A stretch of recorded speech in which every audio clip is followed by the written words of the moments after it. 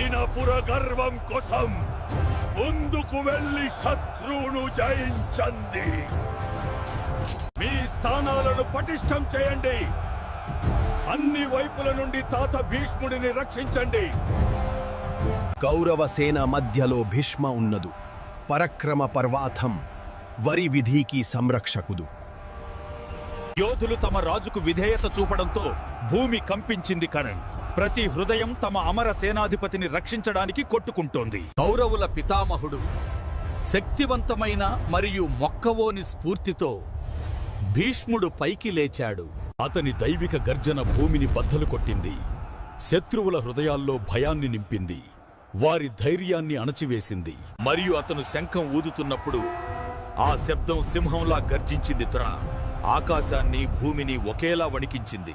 ఆ క్షణంలో యుద్ధం నిజంగా ప్రారంభమైంది. అని విధి యొక్క పిలుపు యుగయుగాలుగా ప్రతిధ్వనించింది. భీష్ముడి శంఖం యొక్క ధ్వని తుఫాను ముందు ఉరుములాగా ఆకాశంలో తిరుగుతుంది.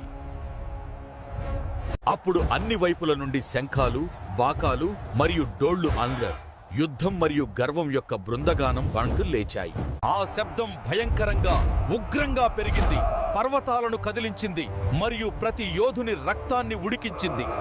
ఆకాశం మరియు భూమి కలిసి కంపించాయి.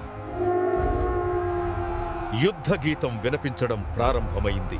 అప్పుడు పాండవ సైన్యం యొక్క గుండె నుండి వారి పవిత్ర రథం బయలుదేరింది. అప్పుడు పాండవ సైన్యం యొక్క గుండె నుండి, అర్జున, నీ కర్తవ్యం నుండి తొలగకు. ఇది ధర్మయుద్ధం. దైవిక ప్రతిధ్వనితో ఆకాశం కంపించింది. ధర్మం యొక్క పిలుపు గర్వం యొక్క గర్జనకు సమాధానమిచ్చింది. అప్పుడు పాండుకుమారులు సామరస్యంగా చేరారు. ప్రతి ఒక్కరూ ధర్మం యొక్క పిలుపును వినిపించారు. దైవిక ప్రతిధ్వనితో ఆకాశం కంపించింది. ధర్మం యొక్క పిలుపు గర్వం యొక్క గర్జనకు సమాధానమిచ్చింది. 10,000 ఏనుగులంత బలిష్ఠుడైన భీముడు యుద్ధ సింహంలా గర్జిస్తూ పౌండ్రను ఊదాడు.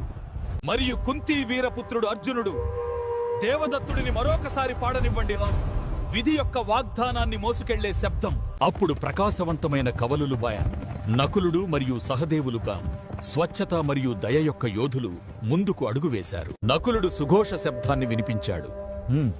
ప్రార్థన అంత స్వచ్ఛమైన పిలుపు, కానీ యోధుడి ప్రతిజ్ఞ అంత పదునైనది. అనంతరం మాద్రీపుత్రుడు సహదేవుడు తన మణిపుష్పకమును పూరించెను.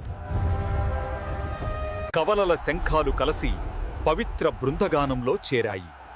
కురుక్షేత్రాన్ని స్వచ్ఛత మరియు సంకల్పంతో నింపాయి. యుద్ధం మధ్య రత్నాలతో అలంకరించబడిన రథం కదిలింది. దానిపై తెల్లని జెండా.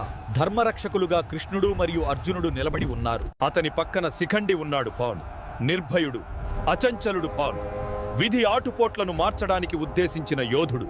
అగ్ని నుండి జన్మించిన దృష్టద్యుమ్నుడు మరియు గొప్ప రాజు విరాటుడు దివ్య పిలుపులో చేరారు. మరియు అజేయ యోధుడు సాత్యకి ప్రతి హృదయాన్ని మండించే ధైర్య గర్జనను పంపాడు. పాండవుల శంఖాల దివ్య గర్జన కురుక్షేత్రం అంతటా దివ్య తుఫానులా వ్యాపించింది. దాని ఉరుములాంటి శక్తి ధృతరాష్ట్రుని కుమారుల హృదయాల్లో భయాన్ని కలిగించింది. ఆ పవిత్ర ధ్వని యుద్ధభూమిని చీల్చినప్పుడు స్వర్గము మరియు భూమి వణికాయి. ధృతరాష్ట్రుని కుమారులు భయపడటం ప్రారంభించారు. అయినా ధర్మం యొక్క పిలుపు ఆపశక్యం కాదు. అప్పుడు పాండుకుమారుడు అర్జునుడు హనుమంతుని చిహ్నాన్ని కలిగి ఉన్న అతని రథం కందో ముందు వైపుకు కదిలాడు.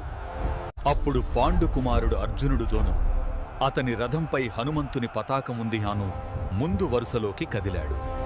అతని ముందు ధృతరాష్ట్ర కుమారులు కాందాం, అతని బంధువులు, అతని ప్రత్యర్థులు, అతని విధి.